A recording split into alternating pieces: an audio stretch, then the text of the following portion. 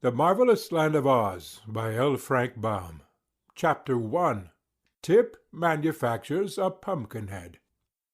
In the country of the Gillikins, which is at the north end of the Land of Oz, lived a youth called Tip.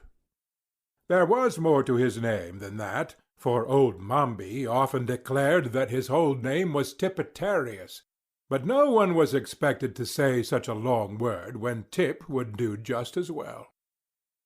This boy remembered nothing of his parents, for he had been brought when quite young to be reared by the old woman known as Mombi, whose reputation, I am sorry to say, was none of the best, for the Gillikin people had reason to suspect her of indulging in magical arts, and therefore hesitated to associate with her. Mombi was not exactly a witch, because the good witch who ruled that part of the Land of Oz had forbidden any other witch to exist in her dominions.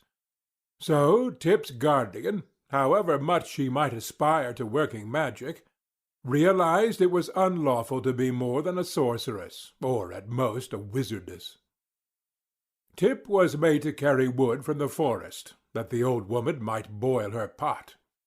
He also worked in the cornfields, hoeing and husking, and he fed the pigs, and milked the four-horned cow that was Mombi's especial pride. But you must not suppose he worked all the time, for he felt that would be bad for him.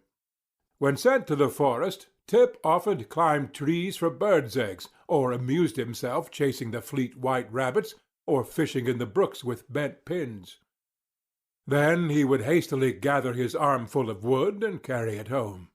And when he was supposed to be working in the cornfields, and the tall stalks hid him from Mombi's view, Tip would often dig in the gopher holes, or, if the mood seized him, lie upon his back between the rows of corn and take a nap. So, by taking care not to exhaust his strength, he grew as strong and rugged as a boy may be. Mombi's curious magic often frightened her neighbors, and they treated her shyly, yet respectfully, because of her weird powers. But Tip frankly hated her, and took no pains to hide his feelings. Indeed, he sometimes showed less respect for the old woman than he should have done, considering she was his guardian. There were pumpkins in Mombi's cornfields, lying golden red among the rows of green stalks, and these had been planted and carefully tended that the four-horned cow might eat of them in the winter-time. But one day, after the corn had all been cut and stacked, and Tip was carrying the pumpkins to the stable, he took a notion to make a jack-lantern and try to give the old woman a fright with it. So he selected a fine big pumpkin, one with a lustrous orange-red color, and began carving it. With the point of his knife he made two round eyes, a three-cornered nose, and a mouth shaped like a new moon. The face, when completed, could not have been considered strictly beautiful, but it wore a smile so big and broad, and was so jolly an expression, that even Tip laughed as he looked admiringly at his work.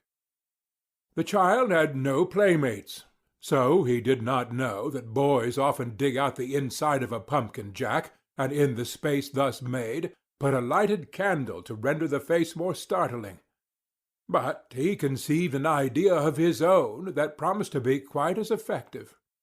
He decided to manufacture the form of a man who would wear this pumpkin head, and to stand it in a place where old Mombi would meet it face to face. "And then," said Tip to himself with a laugh, "she'll squeal louder than the brown pig does when I pull her tail, and shiver with fright worse than I did last year when I had the ague." He had plenty of time to accomplish this task, for Mombi had gone to a village to buy groceries, she said, and it was a journey of at least 2 days. So he took his axe to the forest, and selected some stout straight saplings, which he cut down and trimmed of all their twigs and leaves. From these he would make the arms and legs and feet of his man. For the body he stripped a sheet of thick bark from around a big tree, and with much labor fashioned it into a cylinder of about the right size, pinning the edges together with wooden pegs. Then, whistling happily as he worked, He carefully joined the limbs and fastened them to the body with pegs whittled into shape with his knife. By the time this feat had been accomplished, it began to grow dark, and Tip remembered he must milk the cow and feed the pigs. So he picked up his wooden man and carried it back to the house with him. During the evening, by the light of the fire in the kitchen, Tip carefully rounded all the edges of the joints and smoothed the rough places in a neat and workmanlike manner. Then he stood the figure up against the wall and admired it. It seemed remarkably tall, even for a full-grown man, but that was a good point in a small boy's eyes, and Tip did not object at all to the size of his creation.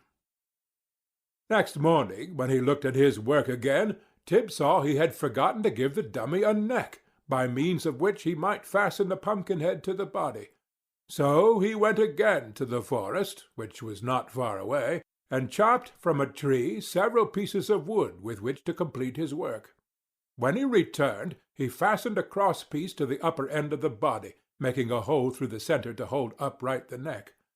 The bit of wood which formed this neck was also sharpened at the upper end, and when all was ready, Tip put on the Pumpkinhead, pressing it well down onto the neck, and found that it fitted very well.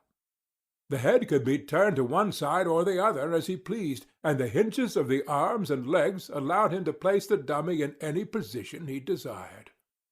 "Now that," declared Tip proudly, "is really a very fine man, and it ought to fright several screeches out of old Mombi, but it would be much more lifelike if it were properly dressed." To find clothing seemed no easy task, but Tim boldly ransacked the great chest in which Mombi kept all her keepsakes and treasures, and at the very bottom he discovered some purple trousers, a red shirt, and a pink vest which was dotted with white spots. These he carried away to his man, and succeeded, although the garments did not fit very well, in dressing the creature in a jaunty fashion. Some knit stockings belonging to Mombi, and a much-worn pair of his own shoes, completed the man's apparel, and Tip was so delighted that he danced up and down and laughed aloud in boyish ecstasy. "I must give him a name," he cried. "So good a man as this must surely have a name. I believe," he added, after a moment's thought, "I will name the fellow Jack Pumpkinhead." End of chapter 1.